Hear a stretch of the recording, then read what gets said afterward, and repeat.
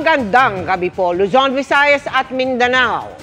Patay ang isang rider sa pamamaril sa Taguig City na muntik pang mauwi sa pagtangay sa kanyang motorsiklo batay sa maaksyong kuha ng isang video.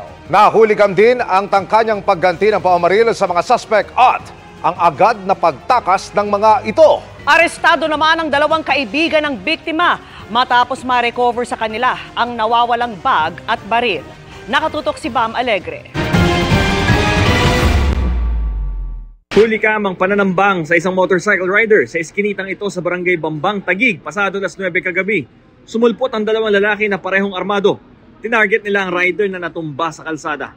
Kahit nakahiga na, binaril pa siya uli ng isa sa mga salarin na agad ding tumakas. Tinangka naman ng isa pang salarin na tangayin ng motorsiklo ng biktima. Makikita na bumunod din ang baril ang rider. Doon na nawala sa iskinita ang natitirang salarin.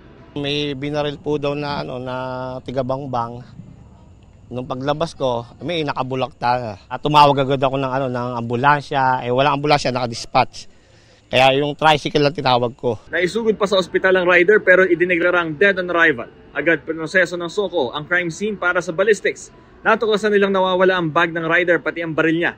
Inaresto ng mga otoridad ang dalawang kaibigan ng biktima na unang nakakita sa kanya matapos ang pamamaril. Depensa nila, iti-turn over daw nila ang bag sa barangay. Binibigay ko po yung bag na ayaw po kuhanin dahil nangangatog po. Bubuhatin niya daw yung anak niya.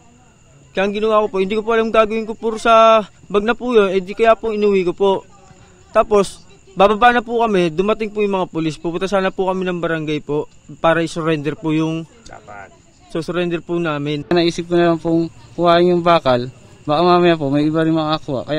Pero may balak naman po talaga i-surrender. Marami naman po nakakita na ako yung dumampot. Hindi wala po naman akong balak. Hindi nagbigay ng panayam sa harap ng kamera ang pulisya, pero anila, posibleng maharap sa reklamong obstruction of justice ang dalawang kaibigan.